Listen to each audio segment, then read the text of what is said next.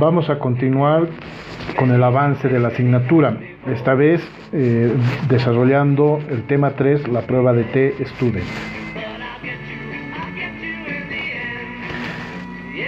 La prueba de T-Student ha sido diseñada por William Gosset, quien la introdujo en 1908 bajo el seudónimo de Student. De ahí viene el nombre de la prueba de T-Student.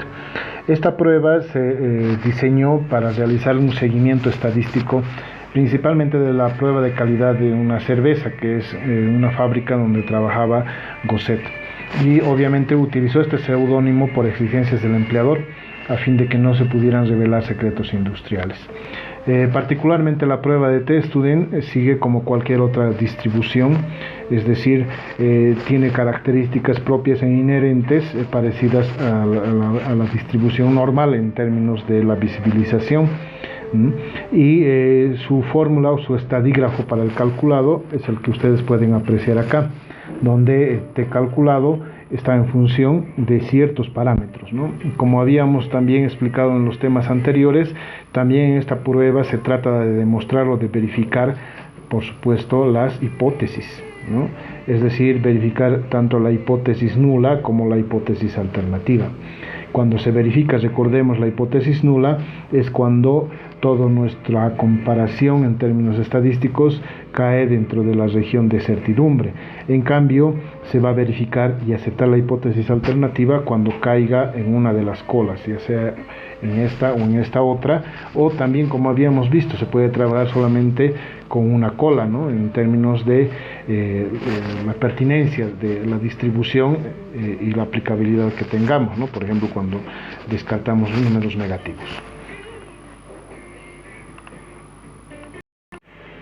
Ahora vamos a ver cuáles son los supuestos de la prueba de T-Student. Primero, se debe notar que las muestras se dibujan aleatoriamente a partir de sus poblaciones respectivas. La población se distribuye siguiendo prácticamente esa distribución que conocemos de normalidad de la campana de Gauss, por eso decimos que se distribuye normalmente. Es unimodal, es decir, pertenece a una distribución bajo un modo.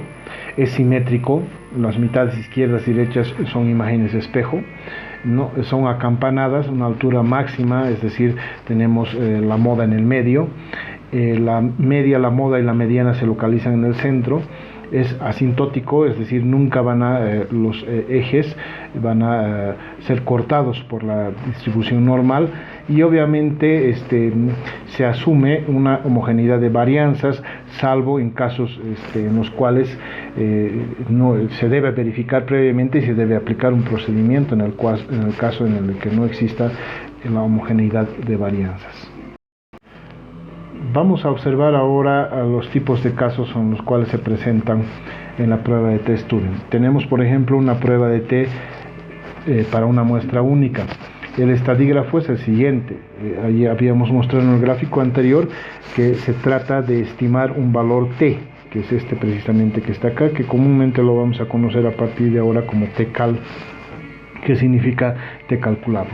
Está este valor en función de una media muestral, está en función de un valor especificado de comparación para muestra única, un valor especificado también denominado valor estándar, ¿no? Dependiendo del tipo de aplicación en la cual desarrollemos, en función de n, que es el tamaño de la muestra, y S, la desviación estándar o la desviación típica, ¿no? Que también ya se ha estudiado en las asignaturas anteriores. Y por supuesto, a efectos de realizar la comparación con el modelo de la distribución de T-Student, se utilizan los grados de libertad, ¿no? Que los grados de libertad es un recurso estadígrafo a través del cual nosotros podemos realizar la comparación con ciertos valores a partir de una distribución, de la distribución matemática que se ha desarrollado precisamente por Student, ¿no? Entonces, en la fórmula en cuestión es n-1 para este caso. Veamos un ejemplo directo para la prueba de T-Student con relación a una comparación, ¿no? de una muestra con un valor de comparación. Entonces, tenemos un primer ejemplo y dice un experimento relacionado con la efectividad de un método para control ambiental en aguas residuales ha tenido como resultado 20 lecturas. Se quiere saber si los resultados se ajustan o no al valor estándar del 75% de efectividad. Nos dice, aplica la prueba de test student para verificar los resultados. Como hemos aprendido en las lecciones anteriores, se debe operacionalizar previamente el diseño para verificar que exista una coherencia del problema, de un problema adecuadamente identificado, hasta el planteamiento de las hipótesis, para que posteriormente nosotros con la prueba de test student verifiquemos o rechacemos las mismas. Entonces, ¿cuál sería el problema en este caso? La efectividad del método de control experimental se ajusta al valor estándar. Esa es la pregunta, ¿no? Si nuestro control experimental se ajusta o no se ajusta a este valor de 75%. El objeto de estudio sería la efectividad del método de control experimental. El objetivo, determinar la efectividad del método de control experimental con relación al valor estándar. Nuestra variable independiente sería el método de control y la variable dependiente la efectividad expresada en porcentaje. A partir de ello se plantea como una hipótesis nula que los resultados del método experimental se ajustan al valor estándar, es decir, como también habíamos ya platicado en los temas anteriores, la hipótesis nula implica semejanza, implica igualdad, ¿no? O en este caso asumir que se ajusta, ¿no? Que los valores de nuestros resultados van a estar en concordancia con el valor estándar. En cambio, la alternativa nos dice que los resultados del método experimental no se ajustan o no se ajustarán al valor estándar establecido. Nos dan una serie de datos que los tenemos acá y por supuesto la fórmula, ¿no?, con la cual vamos a trabajar a continuación. Para comenzar, observemos que acá tenemos los 20 datos establecidos, ¿no? Está en la numeración del 1 al 20 y aquí están los valores expresados en porcentaje. Entonces, para comenzar tenemos que empezar a identificar y a calcular las variables que nos pide para este valor TCAL, y a partir de ello, estimando este valor, luego tenemos que realizar la comparación con la tabla de test student, que en realidad la tabla representa la aplicación directa del modelo, ¿no?, en su valor establecido por test student. Entonces empecemos con las variables en cuestión. Primero tenemos que calcular la media. En el Excel tenemos una función directa. Aquí vamos a colocar, por supuesto, la media. Tenemos una función que nos permite calcular directamente la media, y esa función se llama igual promedio. Entonces, escribiendo igual promedio y pintando los valores sobre los cuales necesitamos calcular, Excel nos permite hacer una estimación directa de lo que significa la media. En este caso, el valor calculado es 76.2. Entonces, este valor lo vamos a jalar, lo vamos a colocar a este lado.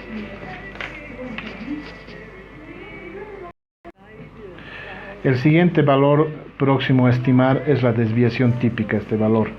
Entonces vamos a colocar la etiqueta, la desviación, y al igual que en el anterior caso, el Excel automáticamente nos permite calcular la desviación, ¿no?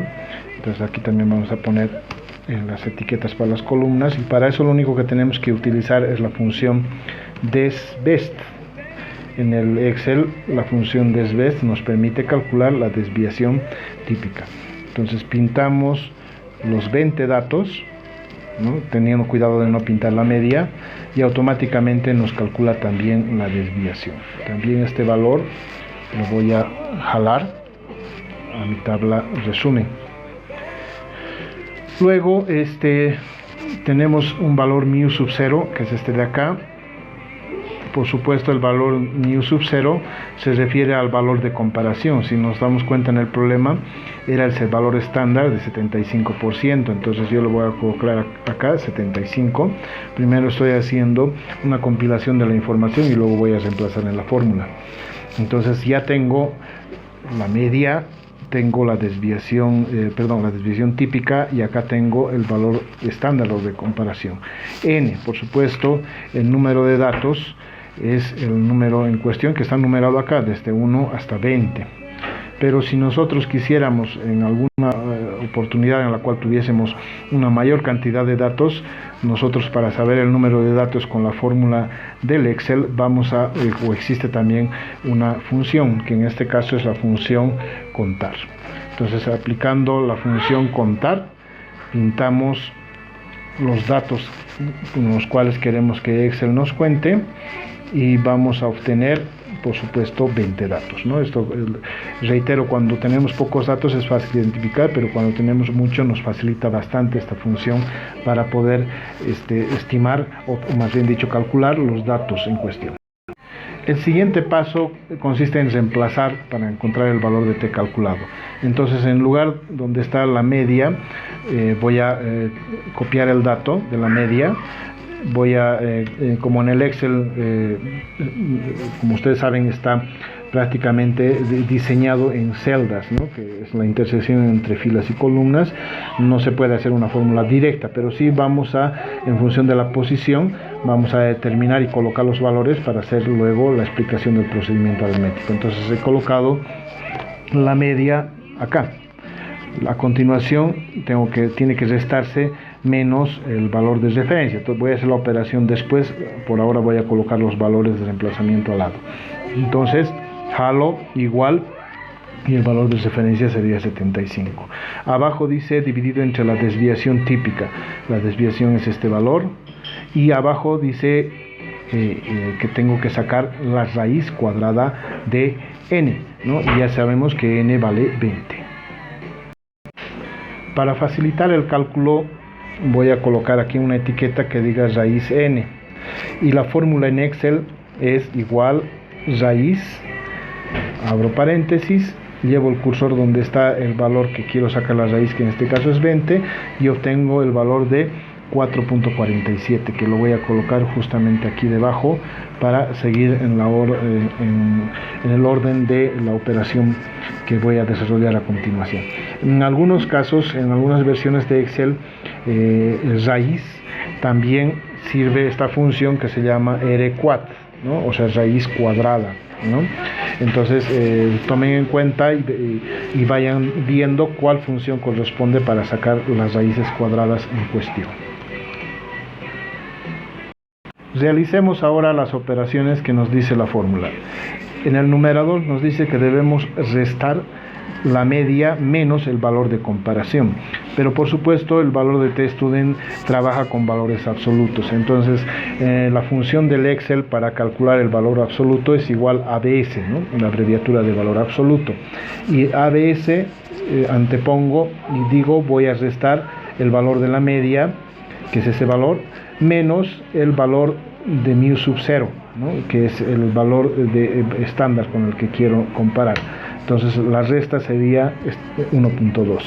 En el denominador dice que tengo que dividir la desviación típica entre la raíz cuadrada de n. Este valor corresponde a la desviación típica y este otro a la raíz cuadrada de n.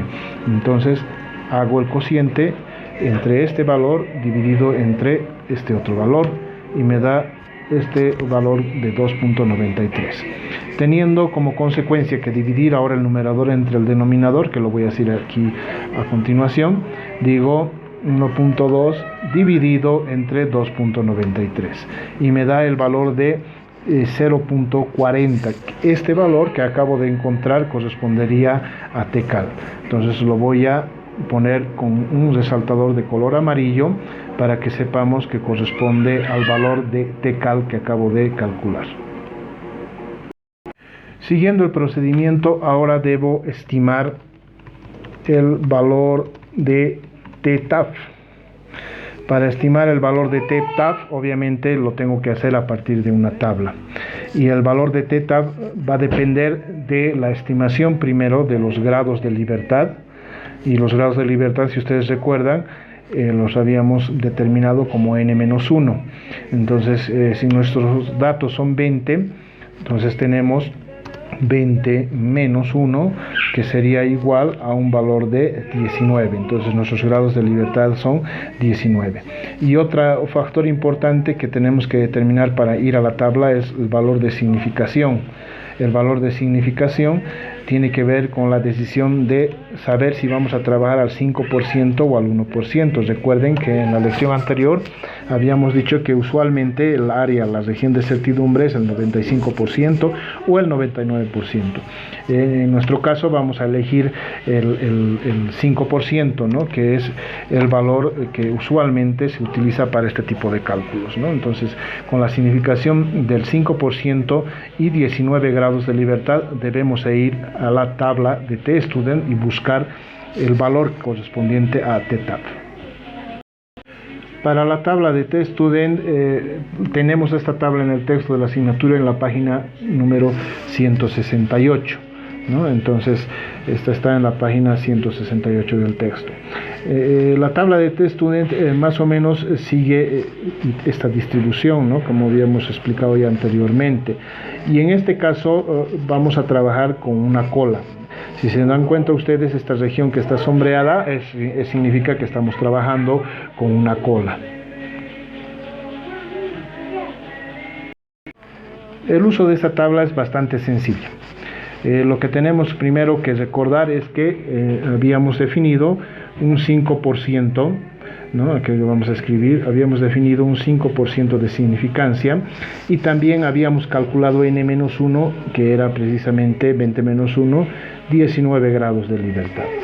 Al 5% en términos decimales equivale al 0,05%, es decir, tenemos que trabajar en esta columna, en toda esta columna, y 19 grados de libertad tenemos que buscar en esta columna. Por supuesto, acá está 19 grados de libertad. Lo único que tenemos que hacer es verificar dónde se va cortando entre este valor y este valor, y por supuesto nuestro valor de referencia es este que estoy encerrando, ¿no? 1.7291, que sería el valor de T-Tab para lo que estamos pretendiendo calcular. Escribimos consecuentemente en el Excel el valor 1.7291, que es el valor de T-Tab que acabamos nosotros de calcular. Lo vamos a también a colocar con un color de resaltador amarillo para que podamos tener en cuenta que ese es el valor de comparación. Ahora tenemos que aplicar una regla que también en el tema 2, si ustedes lo han estudiado, está en el texto de la asignatura, que es la regla precisamente de comparación, de contraste, que se debe utilizar para las hipótesis. Entonces, ¿qué vamos a escribir? Por un lado T-Cal y por otro lado T-Tab. Ahora, la regla, recordando también cuál es nuestra regla. La regla nos dice que si T-Cal es mayor que T-Tab, la conclusión es de que se acepta la hipótesis alternativa. En cambio, si T-Cal es menor que T-Tab, entonces se acepta la hipótesis nula, ¿no? ¿Qué significa esto que acabamos de escribir?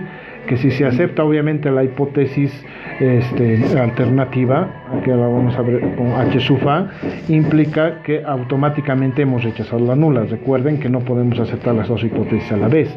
En cambio, si T-Cal es menor que T-Tab, ¿no? Entonces se acepta la hipótesis nula, consiguientemente se rechaza la alternativa, ¿no? Eso es una lógica consecuencia. Y recordemos también que si se acepta la alternativa, entonces significa que habría caído todos los resultados en la cola o en las colas. En cambio, si se acepta la hipótesis nula, habría caído en la región de certidumbre, ¿no? Que también lo hemos explicado a través de este gráfico que ya ustedes conocen, ¿no? Que lo hemos estudiado, ¿no? Entonces la cola está por supuesto aquí o aquí, la hipótesis alternativa, y la región de certidumbre justamente está aquí en el centro, y que nos permite por supuesto hacer esta inferencia estadística. Evaluemos ahora en este caso cómo ha resultado a partir de nuestro ejemplo. Pongamos acá el valor de T-Cal, que es este valor que tenemos acá, y coloquemos el valor de T-Tab que hemos obtenido de la tabla, que es este valor que hemos obtenido acá, y ahora hagamos el contraste. Pregunta: ¿0.4089 es mayor o menor que 1.7291? La respuesta es que es menor. Consiguientemente, se habría aceptado, ¿qué hipótesis? Se habría aceptado, por supuesto, la hipótesis nula. ¿no? Es este caso que está aquí.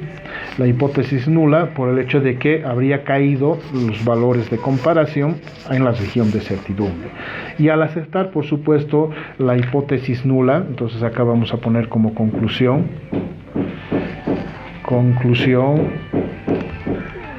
¿no? Se acepta la hipótesis nula. Nos fijamos cuál era la hipótesis nula. ¿Y cuál era la hipótesis nula? Esta que está aquí, ¿no? La vamos a copiar y la vamos a poner a continuación de la conclusión. ¿Y qué nos dice la hipótesis nula? Los resultados del método experimental se ajustan al valor estándar, es decir, lo que hemos obtenido en las 20 mediciones están dentro del valor estándar con relación al 75%, ¿no? El valor estándar es un valor de referencia que en el caso del ejemplo podríamos asumir que es un valor recomendado, ¿no? por una normativa en particular. Entonces, ¿qué significa? Que nuestro método está dentro de esta efectividad y consiguientemente, si el caso de la aplicación del problema lo dice de esa manera, se podría dar como validado en términos de lo que significa la interpretación estadística, la interpretación experimental de nuestro ejercicio. Veamos ahora el caso de la prueba de T para muestras independientes y vamos a empezar por un caso bastante simple que es el caso de muestras pareadas. Por supuesto hay otros casos que si bien no son más complejos en el sentido de la interpretación, sí requieren algún procedimiento aritmético y estadístico un poco más trabajado. Pero en este caso empecemos con el procedimiento simple. ¿En qué se aplica la prueba de T para muestras pareadas? Se aplica principalmente en el caso cuando nosotros tenemos ya no solamente una muestra para comparar con un valor de referencia, ahora tenemos dos muestras, es decir, muestra 1 y una muestra 2, ¿no? Cuando esto estamos refiriéndonos a las muestras independientes. Pero en el caso de las muestras pareadas, no necesariamente tenemos dos muestras, sino puede ser una muestra que se mide en dos momentos, ¿no? En un momento anterior, ¿no? En un momento anterior versus un momento posterior, es decir, la misma muestra 1, la misma muestra 1 tenemos sus mediciones en un momento anterior y un momento posterior, es decir, comúnmente esta podría ser nuestra línea base, ¿ya?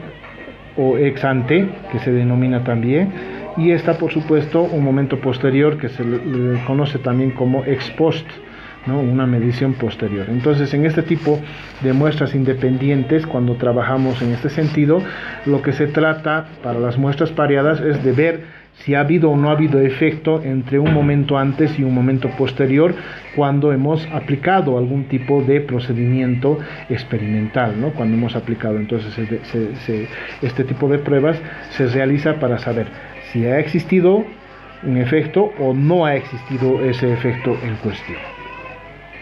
La fórmula en cuestión trabaja y tiene la misma lógica que hemos explicado anteriormente, ¿no? Acá tenemos, por ejemplo, la fórmula, solamente que en este caso los estadígrafos no son los mismos cuando trabajábamos con una muestra. En este caso, cuando hablamos de muestras pareadas, trabajamos con el estadígrafo de la media, pero la media de ¿qué? La media de las diferencias, y la desviación típica de ¿qué? La desviación típica también de las diferencias.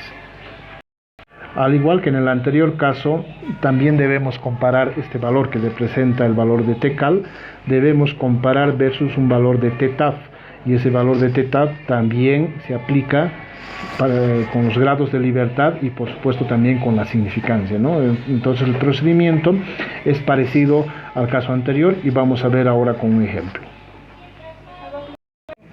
Nuestro ejemplo nos dice un experimento relacionado con la efectividad de un método para control ambiental en agua residual ha tenido como resultado 20 lecturas.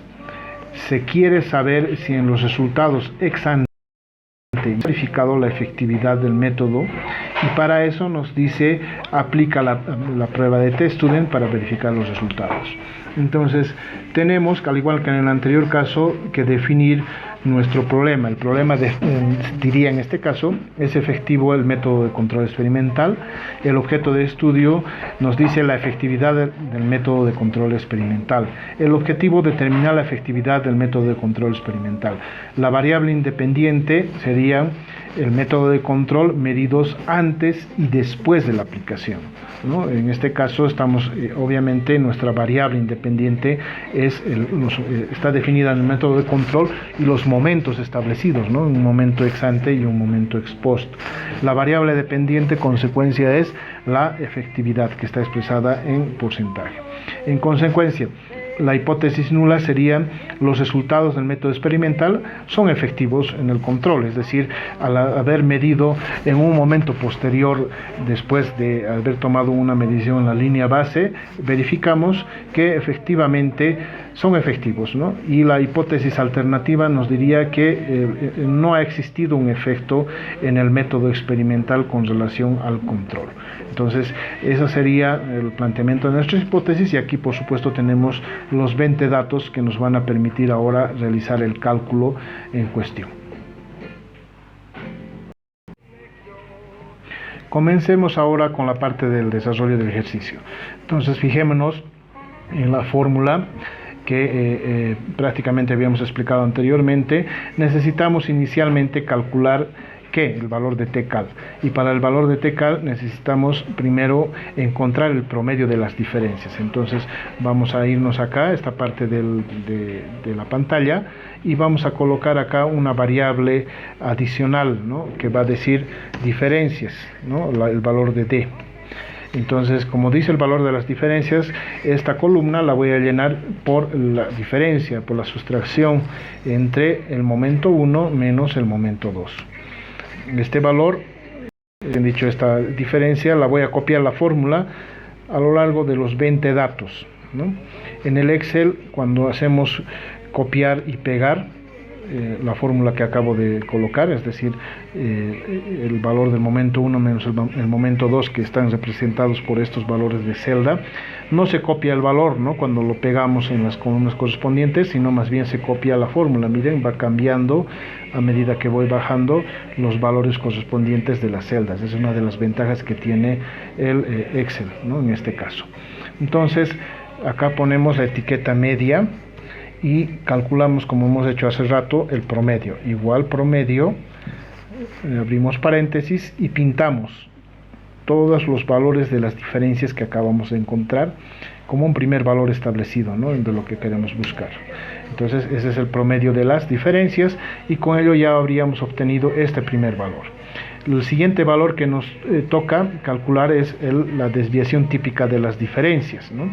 Para el valor de las desviaciones típicas de las diferencias, además debo dividir entre la raíz cuadrada de n, ¿no? Entonces, al igual que en el anterior caso, vamos a poner acá d promedio, ¿no? Que representa el valor de las diferencias promedios, para que luego reemplacen las fórmulas.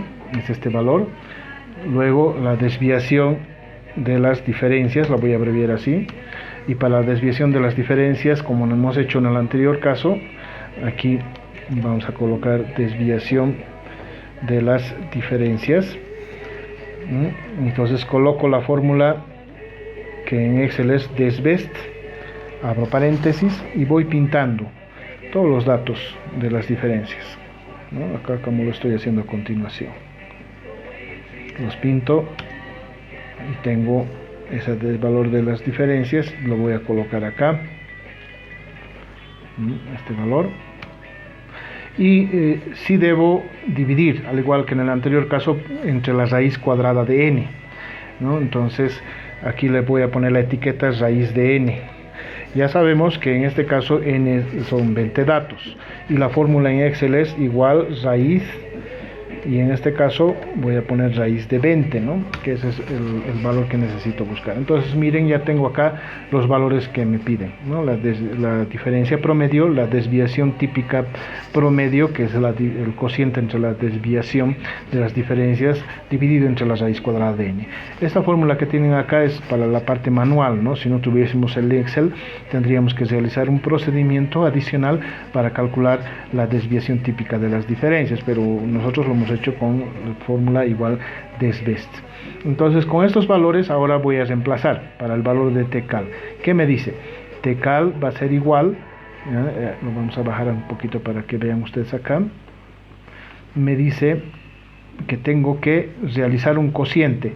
Entonces, al igual que en el anterior caso, voy a colocar acá en el numerador los primeros valores, ¿no? Acá tcal, y acá coloco el primer valor de las diferencias, ¿no? Es esta diferencia promedio, este que está acá, pero por supuesto, como habíamos hecho en el anterior caso, tenemos que colocar siempre el valor absoluto, ¿no? Para que no nos salga el valor negativo. Y en el denominador vamos a colocar los valores que hemos obtenido.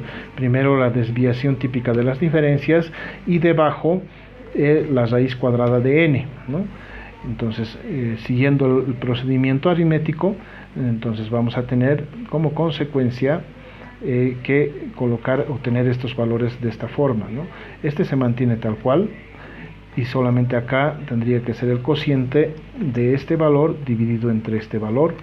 Tendríamos como resultado este valor, y luego finalmente hacer el cociente, ¿no? Entre la diferencia promedio dividido entre la desviación típica de las diferencias promedio, ¿no? Dividido entre la raíz cuadrada de n, y para eso es el cociente del numerador dividido entre el denominador.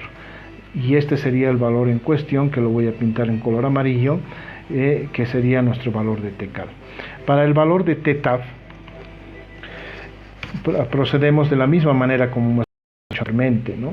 Entonces, ¿qué nos dice la fórmula? La fórmula nos dice n-1 grados de libertad, como en el anterior caso, y sabemos que n vale 20, consiguientemente tenemos un GL igual a 19, ¿no es verdad? Que sería en este caso 20 menos 1 igual a 19.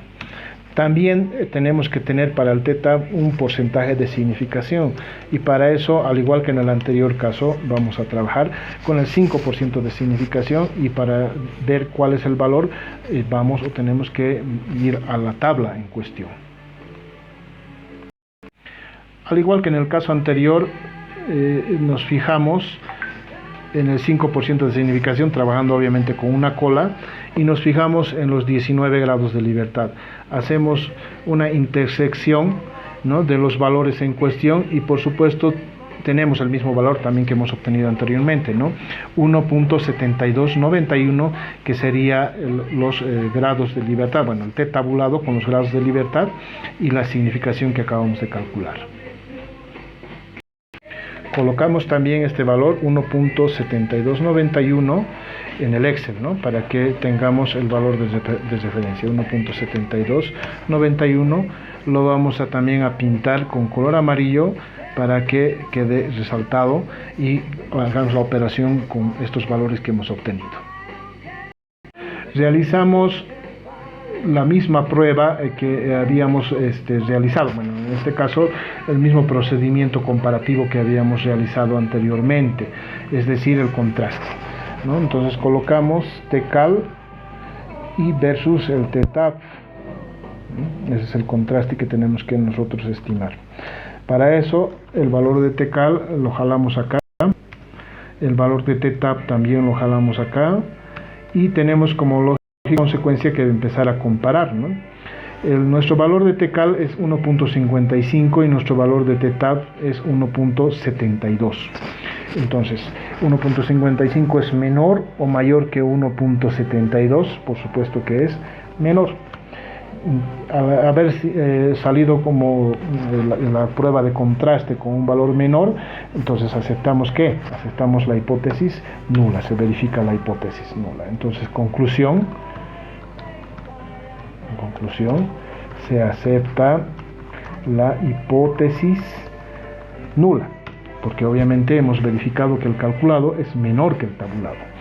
Y ahora copiamos la hipótesis nula, esta es la que nosotros habíamos asumido desde el inicio, y como conclusión tenemos que en la hipótesis nula los resultados del método experimental son efectivos, es decir, hemos tenido una efectividad a la hora de realizar el control entre un momento ex ante y un momento ex post, ¿no? Entonces, por eso, aplicando en este caso las muestras independientes, pero para datos pareados, ¿no? Eso sería nuestra conclusión con respecto de este ejercicio y de este caso.